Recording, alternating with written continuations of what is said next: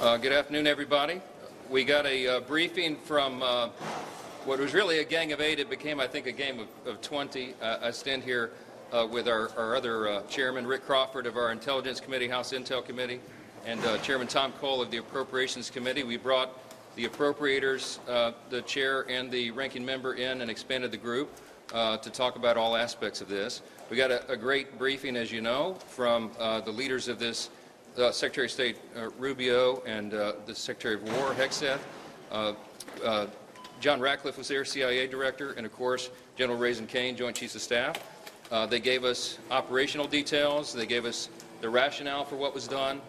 And I was very satisfied with the briefing. It follows up on the original Gang of 8 briefing that we had more than a week ago, several days before the Operation Epic Fury began. I was satisfied at that time. I had, as I can speak for myself, as the leader of the legislative branch, the Speaker of the House, I had multiple follow-ups with the Secretary of State. I spoke with the President about it multiple times, and that was in advance of the operation, and we knew what was happening. I think there are two critical points that I just want to emphasize, the non-classified summary of what has happened here. First of all, to me, the most critical point is that this was a defensive measure, a defensive operation. And why is that? I took some notes, and this is not classified, so I'll tell you what I think is important.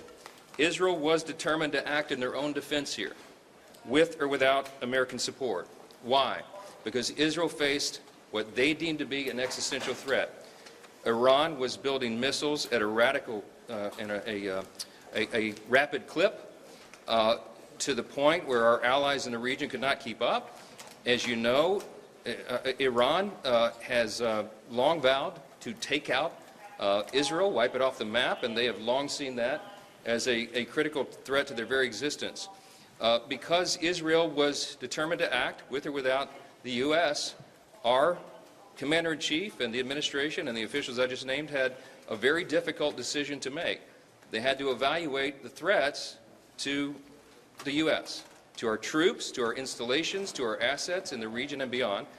And they determined, because of the exquisite intelligence that we had, that if Israel fired upon Iran and took action against Iran to take out the missiles, then they would have immediately retaliated against U.S. personnel and assets.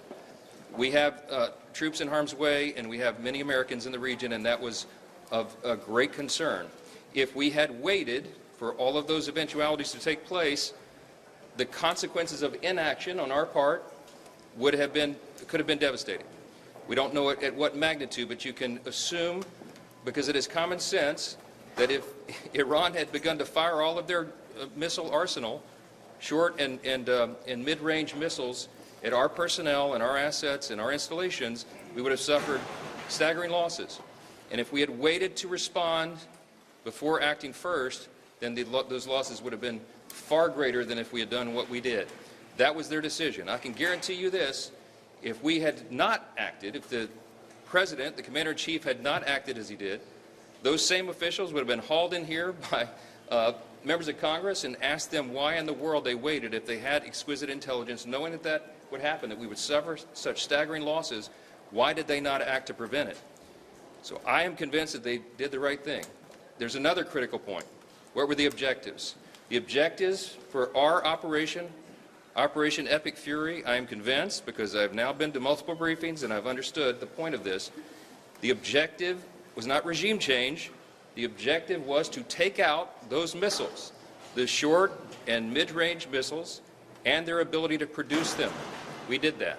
That was objective number one. Objective number two was to eliminate their naval capabilities, destroy those and the missiles.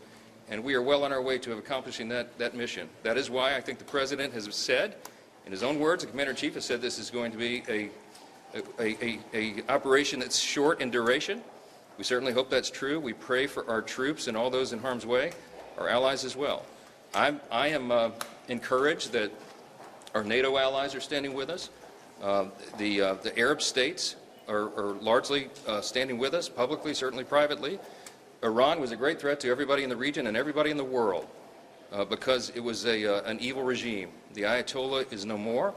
That was not the mission of the U.S. to go in and take out the regime, but that happened, and in my estimation, that is a great development for freedom-loving people around the world. Go ahead, Ray. Sorry, Speaker. Yes. Do you guys discuss the need for supplemental to get some new munitions and other things that our military might need? It was brought up in discussion. There are more details to be determined, of course. It depends upon how long the operation goes and what the need is. But our appropriators certainly asked that that question, but I think it'll be some time before we can put a final number on it. Mr. Speaker, is there at any point you think Congress will need to give congressional authorization? So, you know my background. I'm a constitutional law attorney. I'm a jealous guardian of Article 1 in the legislative branch. My understanding of the law, and has always been, and this is the tradition and the way the law has been used and observed over many decades, the President was acting well within his authority. What I just told you is the scope of what happened here and the situational awareness that they had at the time to make this decision. It was not, it's not a declaration of war. It's not something that the President was required, because it's defensive in nature and in design and in necessity, to come to Congress and get a vote first.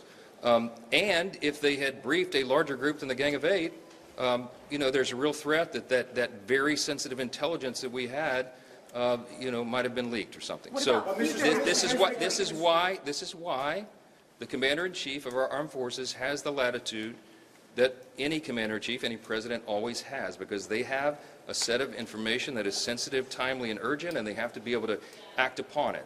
They did that. Now, there, as you know, under our system, there are timetables that are involved here, but I think the idea that we would move a War Powers Act vote right now, I mean, it will be forced to the floor, but the idea that we would take the ability of our Commander-in-Chief, the President, take his authority away right now to finish this job is a frightening prospect to me. It's dangerous, and I am certainly hopeful, and I believe we do have the votes to put it down. That's going to be a good thing for the country and our security and stability. How can you call this a defensive operation if the U.S. struck first, Mr. Speaker?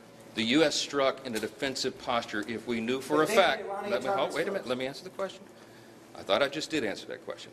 If we knew for a fact that Israel was going to move, Iran was going to respond, and Iran was going to strike not just Israel, but the U.S. Remember, we're the great Satan, as they always say. Israel's the little Satan, okay? That they would act. We knew that intelligence. There was a name for the plan. We had all the information, all the intelligence. I'm not going to tell you how we knew that, but we did. We have the greatest intelligence operation in the world and the greatest military, and we had an obligation and responsibility to use it to protect our interest, our people first, our troops, and our personnel and our assets. That is an America First objective. That is the objective of the country. The first responsibility of the federal government is to protect the country and its interests, and that's what we did here. I don't know how it's Congress has the authority to declare war. Shouldn't it have authorized this war? In my view, right now, our military and the Commander-in-Chief, he is presiding over the completion of an operation that was limited in scope, limited in its objective, and absolutely necessary for our defense. I think that operation will be wound up quickly. By God's grace, it will. That is our prayer for everybody involved, our troops and everyone else. And, of course, for the people of Iran, who are now rising up euphorically to have a chance for freedom, to have an evil, murderous regime removed. It is a great thing and a great time in history, and we're proud to be a part of it. Mr. Speaker,